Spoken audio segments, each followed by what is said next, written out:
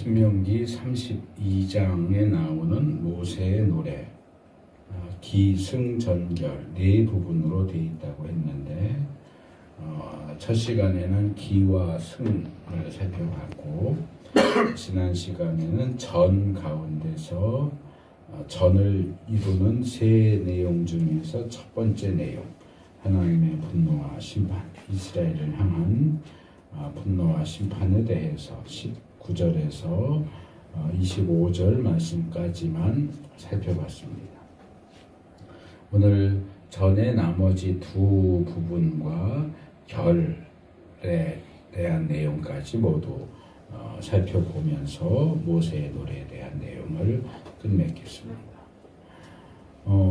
이 전 부분은 우리가 지난주에 살펴본 이스라엘을 향한 분노와 심판에 대한 내용 19절에서 25절 이 내용으로 시작하지만 곧바로 두 번째 부분 26절에서 31절로 넘어가면 대적의 원수의 오해와 이스라엘에 대한 심판이 경감된 줄어들 가능성에 대해서 이야기하고 32절에서 35절 마지막 부분으로 넘어가면 대적에 대한 심판의 근거와 확실성에 대해서 이야기를 합니다. 그래서 이 모세의 노래가 단순히 배은망덕한 이스라엘에 대한 심판만을 다루는 것이 아니라 심판 이후에 심판을 넘어선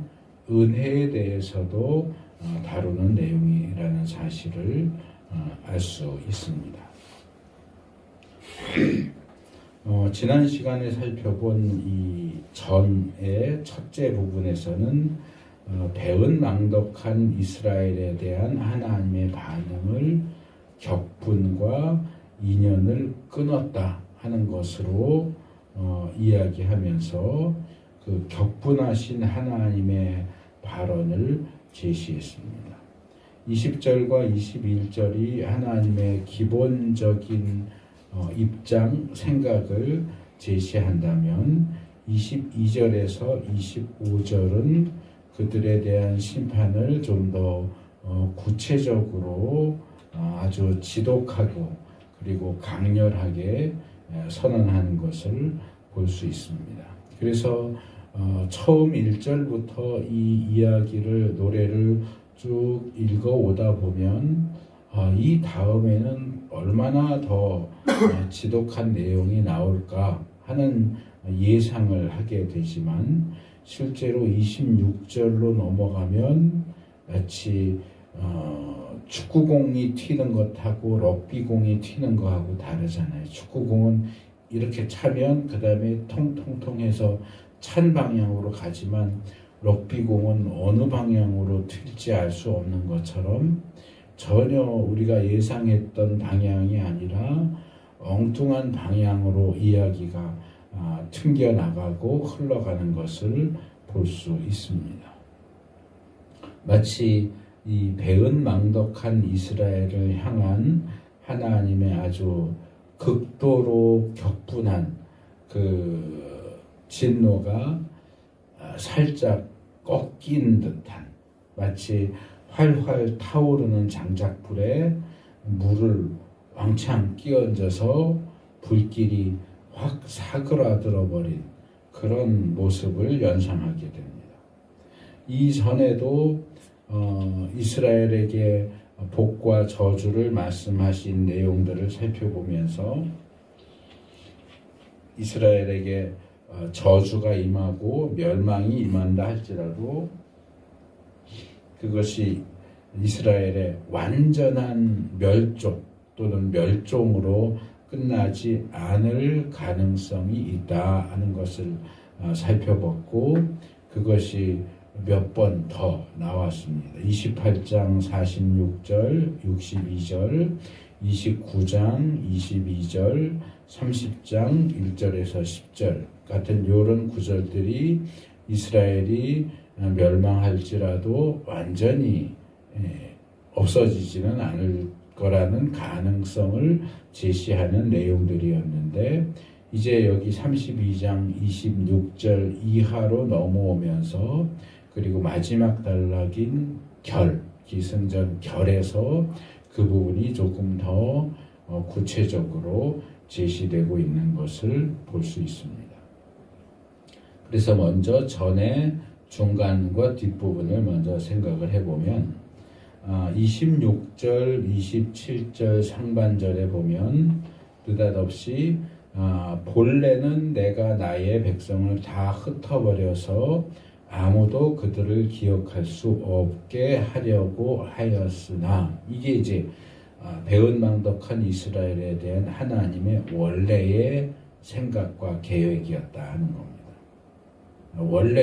본래는 이스라엘이 내 백성이지만 그들이 너무나 배은망덕하기 때문에 다 흩어버려서 아예 아무도 이스라엘을 기억하는 사람이 없도록 그렇게 만들려는 것이 원래의 내 계획이었다. 그러나 27절로 넘어가면 그렇게까지는 하지 않았다라고 이야기합니다. 하나님의 이 분노하심의 그 단계, 그게 얼마나 강렬한가 하는 것을 생각을 하면 이스라엘은 마땅히 멸족당해야 이 지구상에서 그 존재가 지워져야 하는 것이 마땅한 일이었는데 하나님께서 어떤 이유에선지 그렇게까지는 하지 않으셨다라고 뭐라 그럴까 아주 조금은 사정을 봐주셨다라고 이야기합니다. 왜 그렇게 하셨을까? 26절 그 뒷부분에 보면 이렇게 말씀하세요. 원수들이 자랑하는 것을 내가 참아 볼 수 없기 때문이다. 나 주가 내 백성을 징벌한 것인데도 원수들은 마치 저희의 힘으로 내 백성을 패배시킨 것처럼 자랑할 터이니 그 꼴이 보기가 싫어서 내가 내 백성을 전멸시키지는 않았다 라고 말씀하세요. 그러니까 전멸시켜야 할 이스라엘을 하나님이 전멸시키시지 않는 이유는 이스라엘의 원수 때문이에요.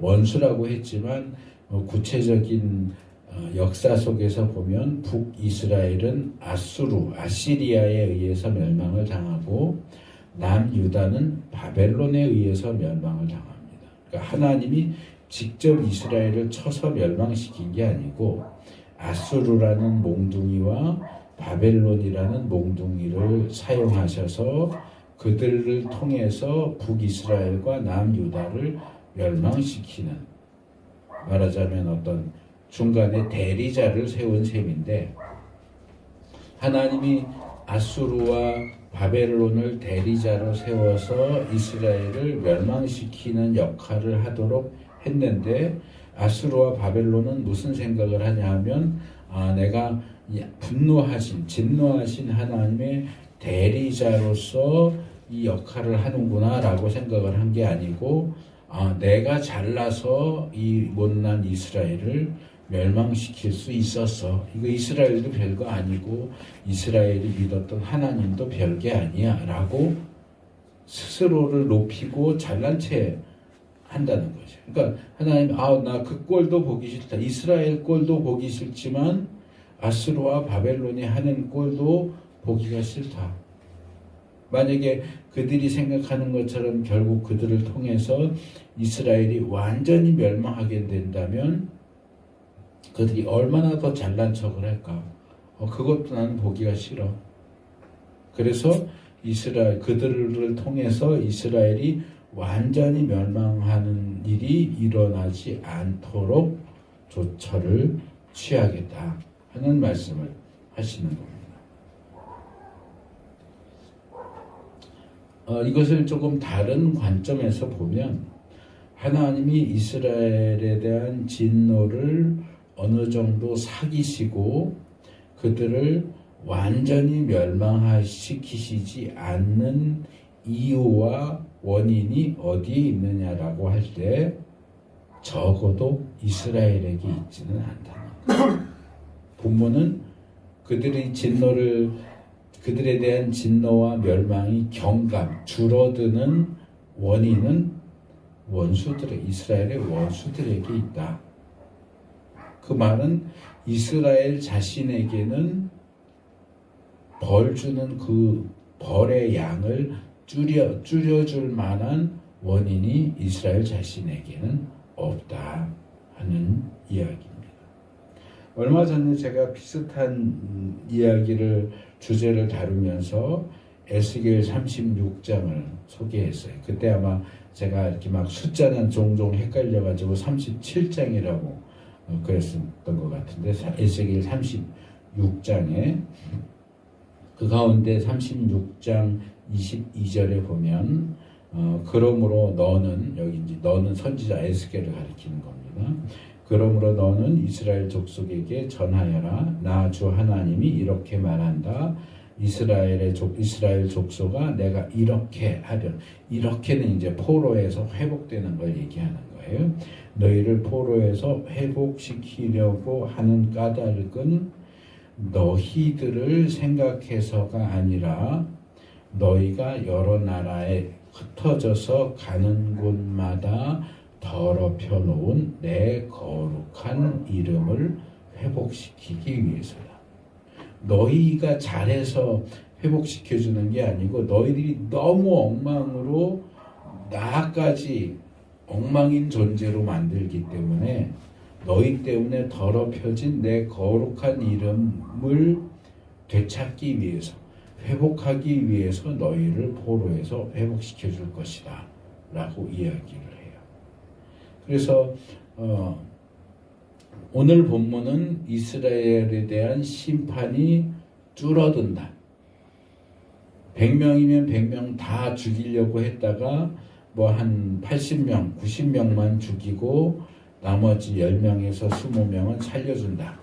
심판의 경감, 이유가 이스라엘이 아니라 이스라엘의 원수에게 있다라고 이야기를 하고, 에스겔 36장은 심판받아서 포로로 잡혀간 이스라엘 사람들이 다시 자기가 살던 땅으로 돌아오는, 포로에서 귀환하는 그것이 이스라엘을 위해서가, 이스라엘 때문이 아니라 하나님의 이름 때문에 그들을 포로에서 돌아오게 하신다 라고 이야기하기 때문에 심판을 경감시키는 거나 포로에서 회복시키시는 것의 이유가 살짝 다르기는 해요. 그런데 공통적인 게 있어요. 심판을 줄여주든가 포로에서 회복되게 하는 그 모든 일에 있어서 이스라엘 쪽에는 원인이 없다는 거예요. 이스라엘은 벌받을 짓을 했고 벌을 받아야 했는데 100만큼의 벌을 받아야 하는데 80만큼의 벌을 받게 됐어요. 근데 그렇게 벌이 줄어드는 데는 이스라엘은 아무 역할을 한 게 없어요. 그리고 포로로 잡혀간 상태에서도 다시 고향 땅으로 돌아오게 되는 그 일에 있어서 이스라엘은 아무것도 기여한 것이 없어요. 그래도 회개하고 마음을 돌이키고 기특하네, 좀 봐줘야 되겠네, 그렇게 할 만한 요소가 이스라엘에게는 전혀 없었다는 얘기입니다. 이 이야기를 굳이 왜 하느냐? 제가 볼 때는 딱 한마디로 요약할 수 있을 것 같아요. 착각하지 말라. 야, 이스라엘 사람들아, 너희가 너에게 내려지는 벌이 줄어들었다고 해서 포로로 잡혀갔다가 다시 돌아오게 된다고 해서 그러면 그렇지. 하나님이 우리 정도 되니까, 나 정도 되니까 그래도 하나님이 이 정도로 봐주시는 거야. 나 정도 했으면 괜찮지. 나 정도만 해봐. 그러면 하나님이 봐주셔 라고 착각하지 말라는 거예요.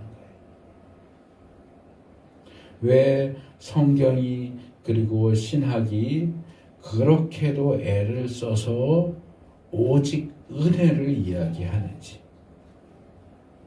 우리가 구원받는 것, 우리가 죄사함 받는 것, 우리가 회복되는 것, 그 모든 것이 우리의 공로가 아니라 오직 은혜, 오직 하나님의 은혜로만 그것이 가능하다라는 이야기를 왜 그렇게 강조하는지를 깨달아야 돼요. 우리에게는 아무런 근거도 없고 아무런 이유도 없고 우리는 어떤 원인 제공도 한 적이 없어요. 100% 하나님의 은혜로 구원하셨고 용서하셨고 회복시켜 주시는 그 일이 일어났다는 거예요. 그렇기 때문에 은혜라고 말은 하지만 그 은혜를 이야기할 때는 나에게는 아무것도 없다. 내가 하나님의 은혜를 받거나 하나님의 은혜를 구할 만한 아무런 자격이 없다 하는 것을 늘 머릿속에 기울여야 돼요. 하나님의 은혜를 찬양하면서도 나는 하나님이 은혜 주실만 하지, 나 정도면 괜찮지. 아니요, 착각이란 얘기예요. 은혜 받지 못한 사람에 비해서 내가 잘한 게 뭐가 있는데 아무것도 없어요. 그냥 하나님이 나에게 은혜를 베푸신 것뿐인데 하나님이 나에게 은혜를 베푸셨다고 해서 내가 잘났다고 생각하면 안 된다는 거예요. 더 감사해야 되고 더 겸손해야지. 거기서 나 잘났다라고 잘난 체를 하면 하나님이 그 꼴을 보기 싫어하신다는 거죠. 그래서 이러한 사실을 확인시키는 것처럼 28절에서 31절로 넘어가면 이스라엘이 어떤 상태인지, 그들이 어떤 존재인지를 폭로합니다. 28절, 29절만 읽으면 이스라엘은 어리석은 백성, 깨닫지도 못하는 백성이다 그랬고요. 자기들이 왜 패배를 당하였는지를 깨달을 지혜라도 있었으면 좋으련만 그들의 종말이 어떻게 될지 깨닫기만이라도 했으면 좋으련만 하는 하나님의 어떤 한탄 어린 말씀을 합니다. 이스라엘은 너무나 어리석고 멍청해가지고 내가 왜 패배해야 하는지, 왜 내가 멸망하게 되었는지 원인도 파악할 줄 모르고 결국 이렇게 가다가 결과적으로 어떻게 될 건지 그 결말조차도 깨닫지 못하는 상태다. 그냥 멍하니 앉아가지고 어떻게든 되겠지. 어떻게든 해결이 되겠지. 좀 힘들어도 이러고 있다 보면 괜찮아지겠지. 그러고 앉아있다는 거예요. 문제가 생겼으면 원인을 파악하고 그걸 해결해야 되잖아요. 예를 들어서 내가 화가 나서 손을 여기 테이블에다가 너무 세게 꽝 때렸어요. 손가락이 부러졌어요. 그러면 치료를 받든지 부목을 대든지 약을 바르든지 찜질을 하든지 해야 나아지는데 그냥 부러진 상태로 아파 죽겠는데 어떻게 되겠지? 그러고 앉아있는 거예요. 참 멍청하다 너희들. 어떻게 이렇게 멍청할 수 있느냐? 그 얘기를 하는 거예요. 마치 베드로 후서 2장 12절이나 유다서 1장 10절에 똑같이 말하는 것처럼 마치 이성이 없는 짐승처럼 그냥 본능에 따라 행동하는 그런 존재, 원시인들 같은 존재. 생각할 줄도 모르고 판단할 줄도 모르고 그냥 자기 배가 시키는 대로, 자기 몸이 시키는 대로 그냥 졸리면 아무 때나 자고 배고프면 그냥 먹고 싸고 싶으면 아무데나 싸고 야생 짐승처럼 그런 모습으로 지금 있는 것이 이스라엘이다. 그래서 그 다음에 별 말이 없이 그냥 30절로 넘어가는데 저는 이 이야기의 흐름을 이렇게 보면서 30절 앞에 야 너도 좀 머리가 있으면 좀 생각을 해봐라. 그런 말씀을 집어넣었으면 더 좋지 않았을까 하는 생각도 듭니다. 30절과 31절은 원인에 대해서 하나님의 이스라엘에 대한 포기 그리고 하나님이 이스라엘을 원수의 손에 팔아 넘기시지 않았다면 어떻게 이스라엘의 패배가 일어날 수 있었겠느냐 원인에 대해서 이야기합니다. 심지어 이스라엘을 공격한 원수들도 자기들이 믿는 신 반석이라고도 이야기하는데 자기들이 믿는 신이 이스라엘이 믿는 신보다 약함을 알고 있다.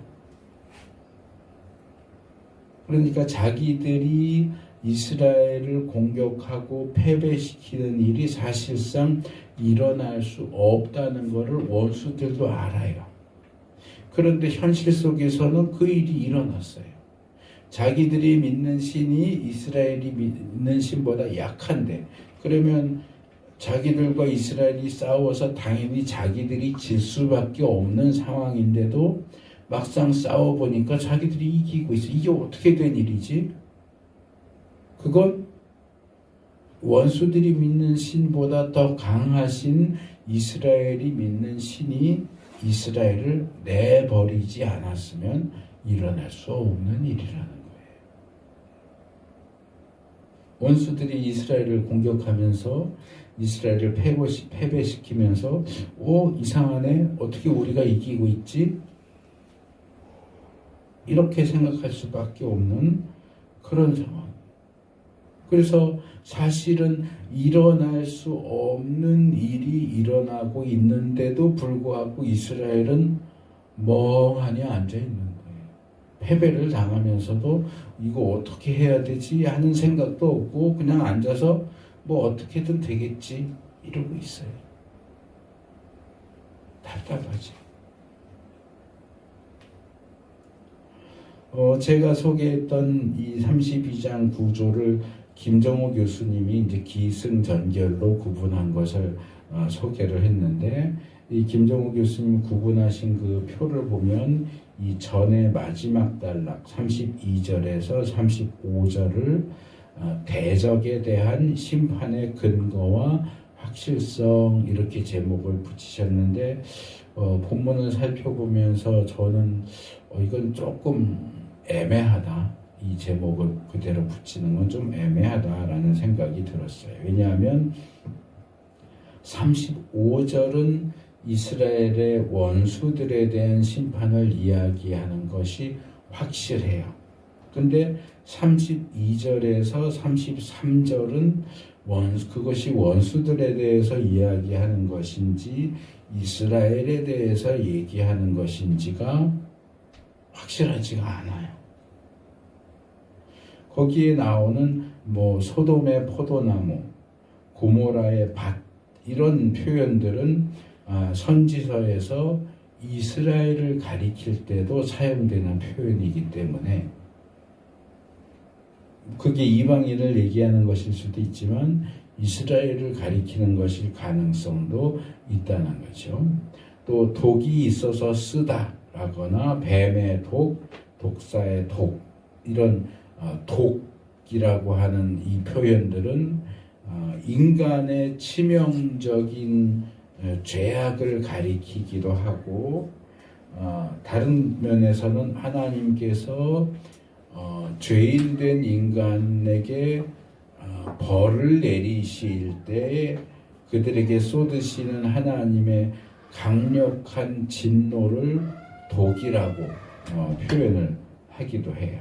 그래서 그 독한 포도주를 쓸 데가 있어서 숨겨놨다거나 나중에 쓰려고 곳간에 보관했다라고 하는 이런 표현들은 하나님의 진노를 지금 쏟기 전에 차곡차곡 모아두고 있는 듯한 그런 인상을 줍니다. 그리고 중간에 있는 34절은 내용의 흐름상 35절과 더 원수에 대한 심판과 더 잘 어울리기는 합니다. 그렇게 보면 이 전의 마지막 단락은 이스라엘에 대한 내용과 원수에 대한 내용이 절반 정도씩 섞여 있다라고 할 수도 있습니다. 그래서 하나님께서 이스라엘의 죄를 두고 보다가 결국에는 심판하실 것이다. 이런 이야기로 읽을 수도 있고 27절에 이미 나왔던 원수들의 죄, 자랑, 그들이 자랑한다 그랬었어요. 원수들의 죄를 두고 보다가 결국에는 심판하신다. 이렇게 두 방향으로 읽을 수는 있는데 어떤 문맥을 볼 때, 이야기의 흐름을 볼 때는 뒤에 것, 원수들을 심판한다 하는 내용이 조금 더 자연스러워 보이기는 합니다. 그래서 아마 이제 김정호 교수님이 그런 애매한 부분들이 있는데도 불구하고 이것은 원수들을 심판하는 내용이다. 그렇게 제목을 붙이신 것 같아요. 그래서 이런 애매한 부분들은 사실 이거는 학자들이 연구하고 답을 찾아야 되는 학자들의 몫이고 우리로서는 32절, 33절이 누구를 가리키느냐 하는 것은 뭐 우리가 막 깊게 고민할 문제는 아니라고 생각이 됩니다. 그것이 죄악된 이스라엘을 가리키든 죄악된 이방 민족을 가리키든 결국 하나님께서 쓰시고자 하시는 용도를 위해서 그것을 남겨두셨다가 결국은 심판하신다 하는 내용이다 하는 것만 이해를 해도 됩니다. 어쨌든 그들은 결국 심판의 대상이 된다.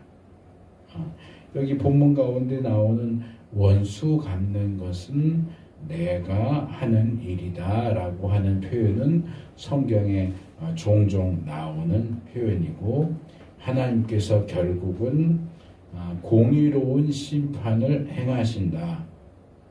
그리고 특별히 하나님께서 하나님의 백성을 대적하는 원수들을 하나님의 백성을 대신해서 그들에게 원수를 갚으신다 할 때 많이 사용되는 표현입니다. 그래서 이 전에서 이게 이제 굴을 전자, 굴러간다 그런 뜻을 가진 한자 단어인데요. 그래서 정말 여기서 이야기가 많이 굴러갔어요. 기와 승에서는 하나님의 은혜와 이스라엘의 배신이 비슷한 내용으로 나오고 전으로 들어오면서 배은망덕한 이스라엘에 대한 하나님의 진노와 심판에 대한 내용이 앞부분에서 아주 강력하게 제시됐는데 중간 부분으로 넘어가면서 이 바퀴가 전혀 다른 방향으로 굴러가기 시작하면서 이스라엘이 아닌 이스라엘의 원수들에게로 초점이 살짝 비껴나요. 그러면서 하나님이 원수들을 결국에는 심판하실 것이다 하는 이야기로 이야기가 전개됩니다. 그러면서 이제 결론 넘어가요. 결론적인 내용. 이 결은 36절에서 43절인데 이스라엘의 구원 계획과 대적에 대한 심판 계획 두 가지를 다룹니다. 그래서 이 결도 역시 세 부분으로 나누자면 하나님의 후회와 구원을 선언하시는 내용 36절에서 39절 그리고 하나님의 심판 계획과 관련된 맹세 40절에서 42절 그리고 제일 마지막에 하나님을 찬양하라고 하는 찬양의 권면이 43절 이렇게 하면서 모세의 노래가 끝납니다. 그래서 이 결 부분은 전 부분을 조금 더 뭐라 그럴까 확장시키기도 하고 확고하게 만드는 그런 부분이라고 볼 수 있어요. 결의 전에서는 이스라엘 된 심판이 줄어든다라고 얘기를 했는데 결로 넘어오면 이스라엘이 구원받을 것이다. 심판만 줄어드는 게 아니고 결국은 회복된다 하는 이야기로 넘어가기 때문에 이야기에 전진이 있는 것을 볼 수 있죠. 36절은 노골적으로 하나님의 긍휼하심과 자비하심을 선언합니다. 불쌍히 여기시는 거죠. 이스라엘을 불쌍히 여기시고 구원시키시고 회복시키시는 그런 것에 대한 내용인데 내용 자체는 조금 뒤죽박죽이라는 느낌을 줘요. 그래서 기진맥진했다 하는 표현, 갇힌 사람도 놓인 사람도 하나도 남지 않았을 때라고 하는 이 표현은 이스라엘이 재앙을 당하고 멸망을 당한 이후에 철저하게 망가진 상태를 가리키는 것으로 볼 수 있습니다. 그런데 그 뒤에 주님께서는 당신의 백성을 심판하시고 라는 표현이 나와요. 그래서 이미 멸망한 이스라엘을 하나님이 또다시 심판하신다는 이야기일까 하는 생각을 할 수 있지만 이것은 아마도 심판이 행해진 이후에 또 다른 심판이 추가적으로 행해진다 하는 그런 이야기가 아니고 왜 이스라엘이 이런 상태가 될 수밖에 없었는지에 대한 그 원인을 제시하는 것. 다시 과거로 올라가서 하나님이 이스라엘을 심판하셨기 때문에 이스라엘이 이렇게 기진맥진하고 하나도 남지 않게 됐다라고 어떤 심판을 회고하는 또는 지적하는 내용이다 이렇게 볼 수 있습니다. 그래서 심판하시고 순서대로 보면 심판하시고 그래서 심판을 당한 이스라엘은 기진맥진하고 풀린 자나 잡힌 자나 하나도 남지 않고 다 엉망진창인 상태가 되었다. 그리고 그 다음 단계로 넘어오면 그런 이스라엘을 당신의 종들을 불쌍히 여길 것이다. 그래서 좀 내용의 순서가 왔다 갔다 하기는 하지만 그냥 정리를 해서 보면 심판하셔서 엉망이 된 이스라엘을 하나님이 불쌍히 여기신다. 그래서 심판받아서 마치 걸레짝처럼 너덜너덜해진 이스라엘에게 하나님이 긍휼과 자비를 베푸실 것이다 라고 이야기하는 내용입니다. 그런데 어떤 징조나 그 이전에 다른 언급을 하시는 것도 없이 느닷없이 그들을 불쌍히 여기신다, 긍휼히 여기신다 하는 표현이 중간에 딱 나오기 때문에 이게 왜 갑자기 하나님이 여기서 긍휼을 이야기하시지, 불쌍히 여기신다는 얘기를 하시지 하고 좀 얼떨떨한 느낌을 주기는 해요.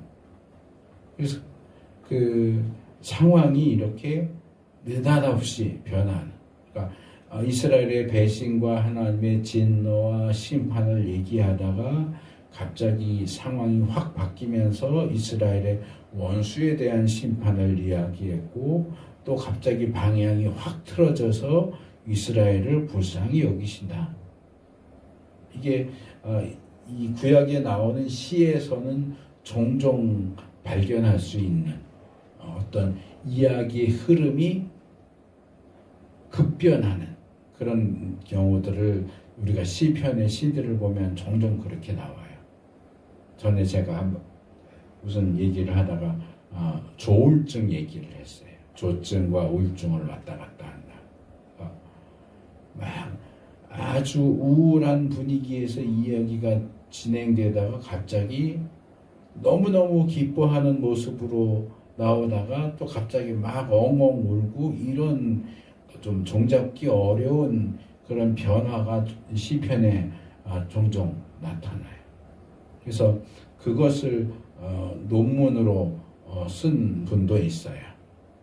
시편에 왜 이렇게 갑작스러운 이 분위기에 무드가 왜 갑자기 이렇게 확 변하느냐, 그럼 왜 그렇게 하느냐 하는 그런 걸 주제로 논문을 쓰신 분도 있는데, 그런 부분들과 함께 우리가 꼭 기억해야 할 것은 하박국 선지자가 하박국 3장 2절에서 하나님께 기도했던 내용입니다. 제가 종종 말씀드리는 부분인데, 하박국 선지자가 하나님과 이렇게 대화를 하다가 끝에 가서 이 기도를 해요. 하나님, 진노하시더라도 잊지 마시고 자비를 베풀어 주십시오. 하나님이 죄에 대해서 진노하시는 분인지 알고 죄에 대해서는 벌을 내리시는 분이신지 알지만 그래도 그렇게 진노하시고 벌을 내리는 중에도 자비를 잊지 말아 주십시오. 긍휼을 품어 주십시오. 벌 받는 그들에 대해서 불쌍히 여기는 마음을 좀 품어 주세요라고 기도하는데, 그게 성경 전반에 나타나요. 그러니까 지금 이스라엘에 대해서도 하나님이 극심하게 진노해서 그들에게 벌을 내리시고 심판하시고 멸망시키시는데, 그런 가운데서도 그들을 향한 불쌍히 여기는 마음이 문득 튀어나오는 거예요. 그러니까 우리 어떤 현대인들의 이성적인 측면에서 보면 이건 논리적으로 안 맞는데, 이렇게 화났으면 다 때려쳐 하고 다 쓸어버려야 되는데 막 이만큼 화가 나서 다 때려쳐 하고 때리다가 아유 그래도 불쌍한데 이러고 나오는 거예요. 이거를 우리가 하나님이 변덕스러운 분인가, 이랬다 저랬다 하는 분인가, 이렇게 생각할 것이 아니라 하박국 선지자가 기도했다, 선한 분이구나 하고 그렇게 이해하는 것이 필요합니다. 근데 이 부분을 우리가 오해하지 말아야 돼요. 이게 우리가 교회와 국가를 살펴보면서도 지난번에 제가 교회의 역사를 통해서 교회가 국가와 어떤 관계를 맺어왔는지를 소개를 하면서 우리가 역사를 살펴보는 것은 굉장히 중요하다라는 말씀을 드렸는데, 교회의 역사를 보면 이런 부분에 대해서 오해한 사람들이 있어요. 하나님은 너무 좋으신 분이야. 하나님은 너무너무 좋으신 분이기 때문에, 그래서 결론이 성경이 제시하는 것과는 전혀 다른 방향으로 흘러가는 경우들이 있어요. 뭐라고 주장을 하면 하나님은 너무너무 좋으신 분이니까 하나님은 아무도 지옥에 보내시지 않아. 그 좋으신 하나님이 영원토록 고통받는 곳에 사람들을 보내실 리가 있어? 하나님은 아무도 지옥에 보내시지 않아. 그렇게 주장하는 사람도 있고요. 또 어떤 사람은 하나님 너무나 좋으신 분이기 때문에 결국에는 최후에는 사탄마저도 구원받게 될 거야 라고 주장하는 사람도 있었어요. 그럴까요? 하나님 너무너무 좋으신 분이니까 지옥 같은 건 아예 그냥 없애버리고 사탄도 다 용서하시고 서로 그냥 다 그냥 좋게 그렇게 하실까요? 성경이 그렇게 얘기합니까? 아니요, 그건 착각이고 오해예요. 제가 늘 말하잖아요. 하나님은 사랑이시면서 동시에 공의로우신 분이에요. 용서하시는 분이시면서 동시에 철저히 심판하시는 분이시다. 천국과 지옥은 분명히 있어요. 하나님이 너무 좋으신 분이기 때문에 지옥을 없애버리신다? 아니요, 그렇지 않아요. 하나님을 대적하고 하나님을 원수시하고 하나님을 거역하고 반역하는 사람들을 천국에 들여보내줘야 돼요. 하나님 좋은 분이니까? 아니요, 그렇지 않아요. 그래서 우리가 어떤 한 부분을 지나치게 확대해서 하나님의 어떤 성품이나 하나님의 존재를 왜곡시키지 않아야 돼. 그래서 성경 전체가 하나님에 대해서 뭐라고 얘기하는지를 전체 내용에 비추어서 생각을 해야지. 이거 하나님 너무 좋으신 분이네. 이스라엘이 그렇게 하나님께 배은망덕하게 하고 배신을 해서 너무너무 화가 나셔 심판하셨는데 그 가운데서도 결국에는 이스라엘 용서해 주시네. 그럼 우리도 내 마음대로 막 해서 심판을 받아도 결국엔 용서받을 거 아니야. 결국에는 천국 갈 거 아니야. 아니요, 착각이란 말이에요. 그러지 않아요. 저는 이렇게 생각하는 게 좋겠다고 생각을 해요.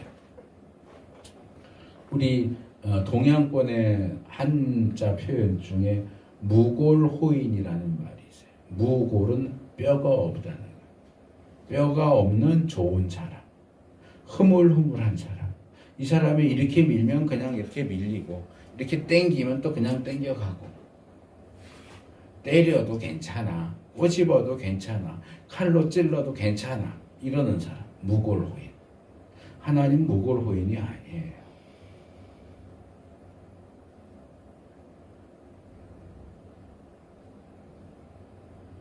다만 하나님은 우리 인간들에 비해서 또는 어떤 인간과 비해도 하나님은 인간의 한계를 넘어설 정도로 상당히 좋은 분이고 너그러우신 분인 것은 사실이에요. 그러나 한계가 없지는 않다. 상한선이 인간의 상한선보다 훨씬 높기는 하지만 상한선이 없는 건 아니다. 인간이 참을 수 있는, 죄에 대해서 인간이 참을 수 있는 것이 100이라면 하나님이 죄에 대해서 참아주시는, 인내하시는 것은 말하자면 1000이다. 그러니까 같은 인간끼리는 뭐 이렇게 밀고 땡기고 때리고 이러면서 그래도 이만큼 해도 괜찮아? 괜찮아? 하는 것이 100을 넘어가면 아이씨 하지마 이렇게 나오는데, 인간의 한계인 100을 넘어서 200, 300을 해도 하나님 가만히 있으니까 하나님 끝까지 참으시는, 아니 끝까지 안 참아요. 1000을 넘어서면 그 다음에는 후려치는 거예요. 그거를 1000이라는 한계를 없애버리고 하나님은 화내지 않으셔. 하나님 심판하지 않으셔. 하나님은 인간을 지옥에 보내지 않으셔. 심지어는 사탄까지도 용서하실 거야. 아니요, 그렇지 않아요. 37절, 38절을 보면 마치 어떻게 보면 조롱하는 것처럼도 들리는데, 그들의 신들이 어디 있느냐? 그러니까 이스라엘이 하나님을 배신하고 섬기겠다고 쫓아갔던 이방 신들, 우상들을 얘기하는 거예요. 그들의 신들이 어디 있느냐? 그들이 피난처로 삼던 그 반석은 어디에 있느냐? 그들이 제물로 바친 그 기름을 먹고 부어 바친 포도주를 받아 마시던 그 신들이 어디에 있느냐? 그들이 일어나 너희를 돕게 하고 그들이 너희의 피난처가 되게 하여라. 이거는 이스라엘이 섬겼던 우상을 조롱하는 내용이기도 하고, 하나님 정말 유일무이한 존재이신 하나님의 품을 떠나서 쓰레기 같은 아무것도 아닌 우상을 섬기겠다고 했던 어리석은 이스라엘을 조롱하는 내용이기도 하고요. 39절로 넘어가면, 그러나 이제는 알아라. 나 오직 나만이 하나님이다. 나 밖에는 다른 신이 없다. 나는 죽게도 하고 살게도 한다. 나는 상하게도 하고 낫게도 한다. 아무도 내가 하는 일을 막지 못한다. 결국 하나님만이 유일무이한 존재다 하는 것을 주장하십니다. 그러니까 이스라엘만이 아니라 인간은 하나님을 떠나서는 살 수 없는 존재예요.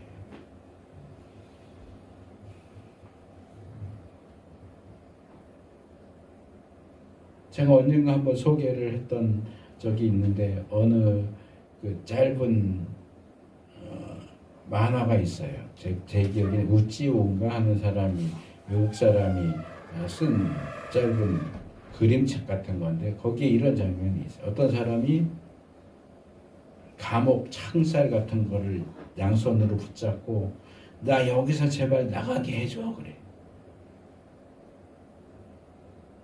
그 장면만 보면 이 사람이 지금 좁은 감옥에 갇혀서 감옥 바깥으로 나가고 싶어 하는 그런 장면처럼 보여요.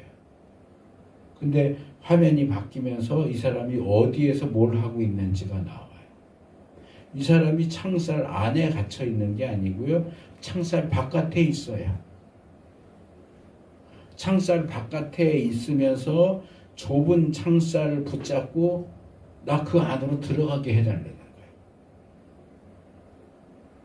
이미 자유가 주어졌고 자기가 갇혀있지 않은데 자기가 갇혀있다고 착각을 하는 거예요. 하나님이 나를 가둬뒀다고 생각을 해요. 나 하나님을 떠나서 더 넓은 곳으로 가고 싶어 하면서 나 제발 이 창살 너머로 가게 해줘 라고 주장을 하는데 창살 너머는 조그만 감방이에요.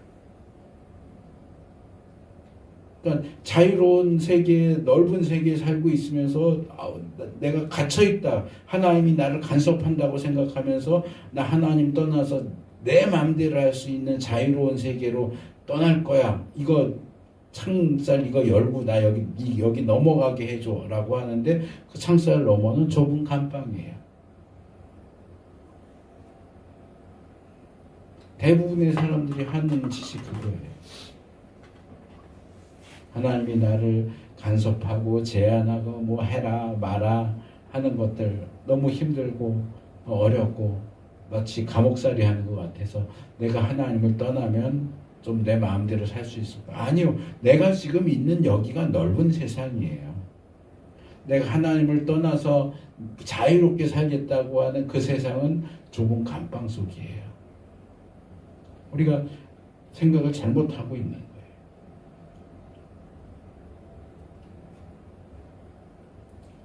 그런 어리석은 인간은 하나님이 불쌍히 여기신다는 거죠. 이 불쌍히 여기는 행동이 꼭 소극적인 것은 아니지만 40절로 넘어오면 하나님께서 그것을 더 적극적으로 이렇게 얘기합니다. 하늘을 향해서 손을 들고 나의 영원한 삶을, 그러니까 나의 생명을 걸고 맹세한다. 이스라엘을 불쌍히 여길 것을 맹세한다. 그러니까 앞으로 이스라엘을 구원할 것이다 하는 것이 어떤 확고한 하나님의 계획이고 선언이라고 하는 사실을 강조하는 내용입니다. 그래서 이어지는 36절, 39절에서는 이스라엘을 불쌍히 여긴다, 그들을 살게 한다, 그들을 낫게 한다 그런 내용이 나왔다면 41절에서 43절을 보면 그들에 대한 구원과 함께 원수들에 대한 심판을 말씀을 하십니다. 칼을 날카롭게 갈고 재판을 주관해서 원수들 곧 하나님을 미워하고 하나님의 백성을 미워해서 핍박하는 그들을 그들에게 보복하고 보응하겠다.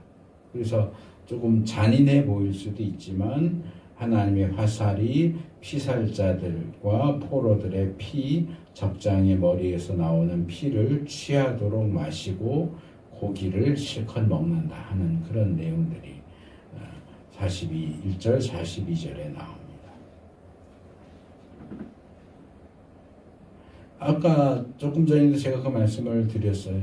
하나님은 너무 좋으신 분이고 하나님은 사랑이시기 때문에 사람들을 지옥에 보내시지 않을 거야. 사탄도 용서하실 거야. 그런 주장, 잘못된 주장이 있는 것처럼 이 부분도 우리가 오해할 수 있어요. 하나님 사랑의 하나님이라면서요. 사랑의 하나님이 어떻게 이런 끔찍한 일을 하실 수 있어요. 그래서 교회 역사를 보면 지금도 그렇고 아주 초기 때부터 구약에 나오는 하나님과 신약에 나오는 하나님은 다른 존재다. 구약의 하나님은 잔인하고 보복하는 하나님이고, 신약에 나오는 하나님은 사랑의 아버지, 사랑의 하나님. 그러니까 보복하는 하나님과 사랑하는 아버지는 같은 분일 수가 없어. 구약의 하나님과 신약의 하나님은 다른 존재야 하는 주장이 교회 역사 속에서 그런 주장을 하는 사람들이 꽤 여럿이 있었습니다. 하지만 이 부분도 역시 아까 설명했던 것처럼 하나님은 사랑의 하나님이면서 동시에 공의의 하나님이시고 용서하시는 분이시면서 동시에 심판하시는 분이시다. 구약은 조금 더 심판 쪽을 강하게 이야기하고 신약은 사랑 쪽을 좀 더 강하게 얘기한다. 이렇게 생각할 수도 있지만 이제 이거는 사실은 시대별로 다르기는 해요. 그러니까 구약이 더 오래된 시대잖아요. 그러니까 무기를 놓고 얘기를 해도 옛날에는 뭐 예를 들어서 삼국시대, 뭐 고려시대, 조선시대 이때는 싸우면 어떻게 해요? 칼 들고 싸우잖아요. 칼 들고 싸우고 실제로 칼로 자기가 싸우는 상대방을 찔러야 돼요. 상대방을 죽여야 된다. 그러면 뭐 머리든지 심장이든지 내가 내 손으로 직접 칼로 상대방의 몸에 칼을 쑤셔 넣어야 돼요. 잔인하죠. 현대에서는 어떻게 싸워요? 총으로 싸우잖아요. 저기 멀리서 상대방 얼굴도 안 보이는 데서 손가락 하나로 방아쇠만 땡기면 탕 하고 가서 죽어요. 예전에 칼로 죽이는 것보다 훨씬 덜 잔인해 보이죠. 근데 사람이 죽는 건 똑같아요. 칼로 죽이는 건 잔인하고 총으로 죽이는 건 안 잔인한가요?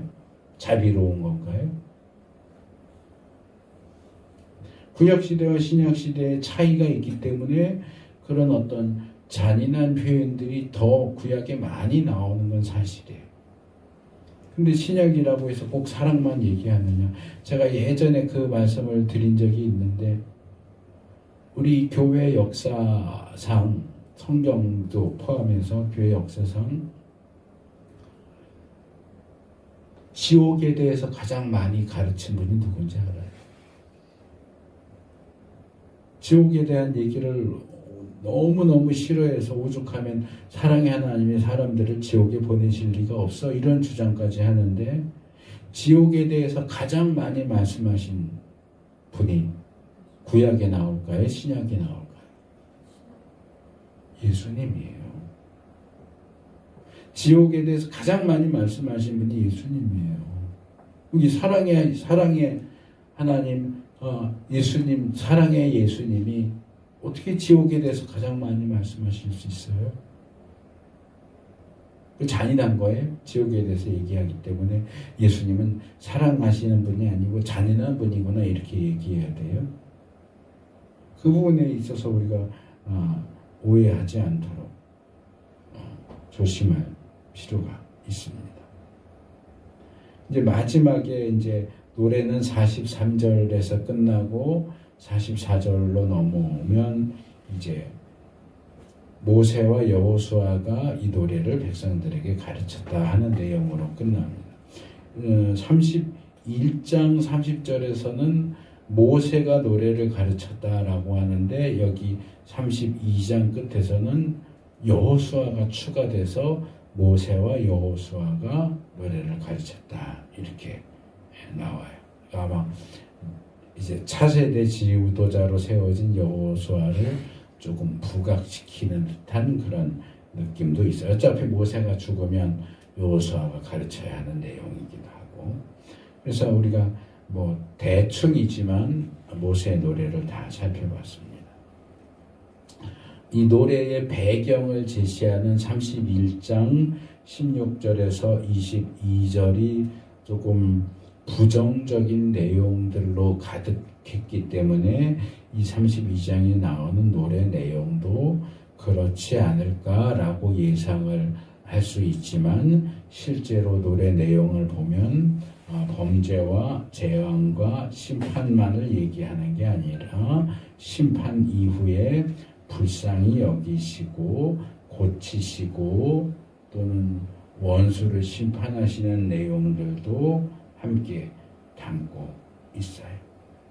이 저주, 복과 저주를 다루면서 복에 대한 내용보다 저주에 대한 내용이 압도적으로 많은 것은 하나님께서 이스라엘을 협박하기 위해서 그렇게 하시는 것이 아니라 그들이 결코 멸망의 길로 가기를 원치 않으시는 그 마음을 강하게 표현하다 보니까 저주에 대한 내용들이 더 많이 나왔다라고 설명을 했고요.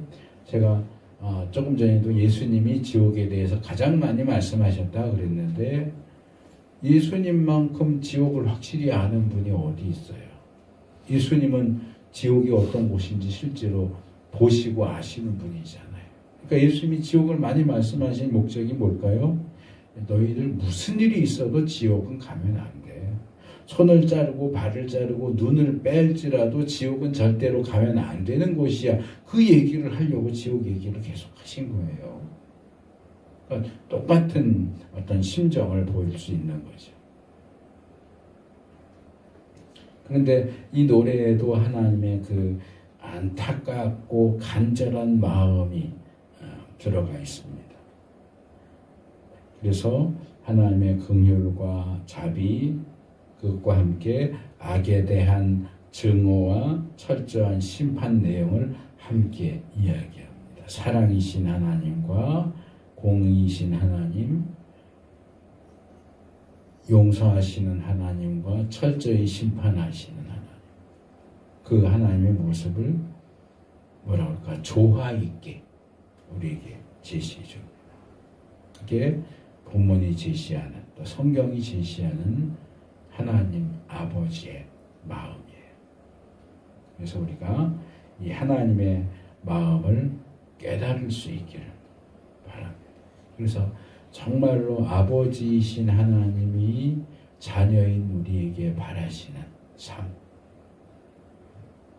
저주가 아니라 복을 선택하는 삶, 절대로 가지 말아야 하는 그 길을 가지 않고 우리가 가서 복과 풍요로움과 모든 좋은 것들을 누릴 수 있는 그 길을 선택해서 갈 수 있는 우리 모두가 될 수 있기를 축복합니다. 아멘.